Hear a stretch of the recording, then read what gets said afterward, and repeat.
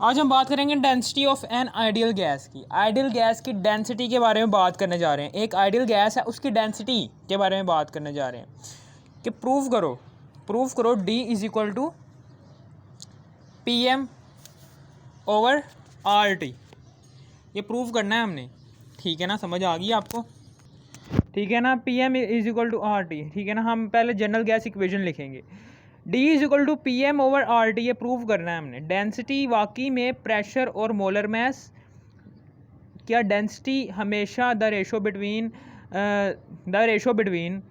Product of pressure and molar mass and product between general gas constant and temperature, क्या वाकई में density इसके equal है भी या नहीं। इसको प्रूव करो, प्रूव करके दिखाओ। ये तो पता चल रहा है ना कि ये फार्मूला है। वो कह रहा है इसको प्रूव करो by the general gas equation. हम सबसे पहले जनरल गैस इक्वेशन लिखेंगे। जनरल गैस इक्वेशन जो कि हमने पहले ड्राइव कर चुके थे, ठीक है ना। जनरल गैस इक्वेशन को हम पहले ड्राइव कर चुके थे। अब हम क्या करेंगे, यहाँ पर एन जोन सा है, यहाँ पर एन लिखेंगे। एन क्या है हमारे पास, मोलर मैस। एन का फार्मूला होता है mass of gas over molar mass of gas, ठीक है ना। मैस को हम छोटा एम लिख देंगे, इसको हम बड़ा एम लिख देते हैं, ठीक है ना। अब हम इस जनरल गैस इक्वेशन के थ्रू ये साबित करने वाले हैं कि डेंसिटी का फार्मूला ये है भी या नहीं। सबसे पहले PV is equal to NRT लिखेंगे, ठीक है ना। फिर उसके बाद अब हम क्या करेंगे, यहाँ पर अब हम क्या करेंगे, इधर अब हम मैस ओवर मोलर मैस लिखेंगे। फिर उसके बाद RT लिखेंगे। अब ये जो उनसा मैस है, ठीक है ना, हमने यहाँ पर लिख दिया। एन का फार्मूला हमने दर्ज कर दिया, नंबर ऑफ मोल्स का। अब डेंसिटी हमने फाइंड आउट करनी है। तो डेंसिटी का फार्मूला हमने पीछे पढ़ कर आए हैं कि डेंसिटी का फार्मूला होता है मैस ओवर वॉल्यूम।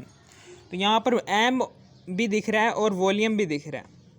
तो हम क्या करेंगे, इस वॉल्यूम को इस M की जगह लेकर आएंगे और इस M को उधर लेकर जाएंगे।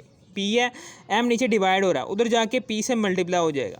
और V यहाँ पर क्या मल्टीप्लाई हो रहा है, इधर जाके डिवाइड हो जाएगा, ठीक है। अब उसके बाद यहाँ पर आ गया R, यहाँ पर आ गया T, फिर PM, ये D है, RT, और फिर उसके बाद density is equal to PM over RT। ये आ गया हमारे पास density is equal to PM over RT। Density आ गई हमारे पास, ये डेंसिटी आ गई है। फिर उसके बाद डेंसिटी आ गई है। डेंसिटी के बाद अब हम क्या करेंगे, डेंसिटी आ गया हमारे पास, ये डेंसिटी आ गया हमारे पास PM ओवर RT, ठीक है ना। हमारे पास ये प्रूव हो चुका है कि density is equal to PM over RT ही होती है, ठीक है ना। समझ आ गई आपको, ठीक है ना। ये हमारे पास D is equal to PM over RT हमने ये साबित कर दिया है by the use of general gas equation. फिर उसके बाद एक सवाल आता है कि which of the following gas has highest density at standard temperature and pressure, कि स्टैंडर्ड टेम्परेचर पर और स्टैंडर्ड प्रेशर पर किस गैस की डेंसिटी क्या है, ज़्यादा होती है। यहाँ पर देख रहे होगे आप, यहाँ पर इस फार्मूले में देख रहे होगे कि डेंसिटी जो सी है ना, डेंसिटी, इस फार्मूले के थ्रू आपको पता चल रहा होगा कि ये फार्मूला हमें क्या कहना चाह रहा है। फार्मूला कहना चाह रहा है R तो वैसे भी जनरल गैस कांस्टेंट होता है, R की वैल्यू फिक्स्ड होती है। R is equal to 0.0821 ATM decimetre cube पर केल्विन, ठीक है ना, और पर मोल। ये इसकी फिक्स्ड वैल्यू है, ये नहीं तब्दील होगी। R तो कांस्टेंट है, बाकी सारे जो उनसे रिलेशंस हैं डेंसिटी के, प्रेशर के साथ, मोलर मैस के साथ, टेम्परेचर के साथ, वो मैं यहाँ पर लिख रहा हूँ कि डेंसिटी का सबसे पहले प्रेशर के साथ है जी रिलेशन डायरेक्टली, क्योंकि प्रेशर ऊपर एग्जिस्ट कर रहा है। फिर उसके बाद डेंसिटी का मोलर मैस के साथ रिलेशन है जी, वो भी डायरेक्टली का। फिर उसके बाद टेम्परेचर के साथ रिलेशन कितना है, वो इन्वर्सली है, ठीक है ना। ये देखें, डेंसिटी का प्रेशर के साथ डायरेक्टली रिलेशन है, मोलर मैस के साथ भी डायरेक्टली रिलेशन है, और टेम्परेचर के साथ इन्वर्सली रिलेशन है। वो हमने सारे के सारे रिलेशन यहाँ पर लिख दिए हैं। अब उसके बाद वो कह रहा है कि which of the following gas has highest density at standard temperature and pressure. वो कह रहा है स्टैंडर्ड टेम्परेचर पर और स्टैंडर्ड प्रेशर पर, यानी कि टेम्परेचर की वैल्यू स्टैंडर्ड, प्रेशर की वैल्यू जो सी है वो स्टैंडर्ड होती है जी 1 ATM। और टेम्परेचर की वैल्यू स्टैंडर्ड होती है, वो मुझे याद नहीं आ रही। टेम्परेचर की वैल्यू स्टैंडर्ड होती है, यानी कि फ़िक्स वैल्यू होती है, यानी कि स्टैंडर्ड टेम्परेचर और स्टैंडर्ड प्रेशर पर। स्टैंडर्ड टेम्परेचर की भी फ़िक्स वैल्यू होती है, प्रेशर की भी फ़िक्स वैल्यू होती है, ठीक है ना। ये दोनों होगी फ़िक्स वैल्यू, यानी कि आप कह सकते हैं कि प्रेशर और टेम्परेचर ये भी क्या है, कांस्टेंट है। आर तो है ही कांस्टेंट। तो वो कह रहा है जी डेंसिटी का मोलर मास के साथ रिलेशनशिप बताओ, यानी कि डेंसिटी, वो कहेगा मोलर मास बताओ कि किस गैस का मोलर मास ज़्यादा होगा, ठीक है ना। ये देखिए नीचे मैंने गैसेस लिखी, carbon dioxide, oxygen, sulphur dioxide और हाइड्रोजन, ठीक है ना। यहाँ पर देखो, यहाँ पर कार्बन डाइऑक्साइड है जो सी कार्बन है जी 12, फिर प्लस यहाँ पर इसका कार्बन डाइऑक्साइड का मोलर मास निकाला 44 है, ऑक्सीजन का मोलर मास निकाला 32 है, सल्फर डाइऑक्साइड का मोलर मास निकाला 64 है, हाइड्रोजन का मोलर मास निकाला 2 है, यानी कि सारे के सारे गैसेस का मोलर मास हमने निकाल लिया। अब इस गैस में से किस गैस का मोलर मास सबसे ज़्यादा है? इस गैस का भी नहीं है, सबसे ज़्यादा जी सल्फर डाइऑक्साइड का। इस गैस का मोलर मास सबसे ज़्यादा, इसका मतलब क्या है कि इसकी डेंसिटी भी ज़्यादा है, क्योंकि मोलर मास का रिलेशन डेंसिटी के साथ क्या है, डायरेक्टली है। जैसे ही मोलर मास बढ़ेगा किसी गैस का, वैसे ही उस हिसाब से उस गैस की डेंसिटी भी बढ़ जाएगी। वो कह रहा है कि which of the following gas has highest density at standard temperature and pressure. हमने ये कहना है जी प्रेशर जो सा है वो स्टैंडर्ड के मुताबिक होता है 1 atm, ठीक है ना। टेम्परेचर होता है स्टैंडर्ड के मुताबिक, मुझे याद नहीं आ रहा, आप गूगल पर सर्च करोगे स्टैंडर्ड टेम्परेचर भी आ जाएगा। स्टैंडर्ड टेम्परेचर और स्टैंडर्ड प्रेशर पर, स्टैंडर्ड टेम्परेचर और स्टैंडर्ड प्रेशर पर सल्फर डाइऑक्साइड की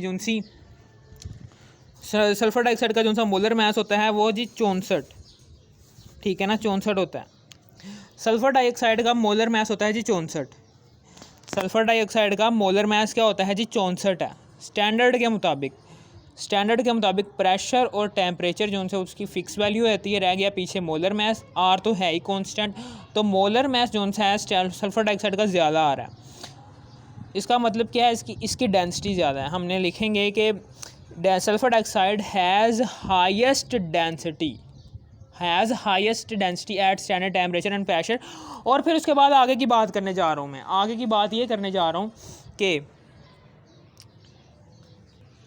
स्टैंडर्ड के मुताबिक। अब आगे की बात 2 MCQs हैं, वो ये हैं कि जब आप टेम्परेचर कर देते हो किसी भी गैस का, फॉर एग्जांपल सल्फर डाइऑक्साइड है, सल्फर डाइऑक्साइड का टेम्परेचर था पहले 37 सेल्सियस, आपने टेम्परेचर को बढ़ाकर कर दिया 50 डिग्री सेल्सियस, तो आप बताओ उस गैस की डेंसिटी क्या होगी? क्या सल्फर डाइऑक्साइड की डेंसिटी का बढ़ जाएगी या फिर कम हो जाएगी, या फिर कांस्टेंट ही रहेगी, या फिर हो भी सकता है बढ़ भी सके, या फिर हो भी सकता है कम भी हो जाए।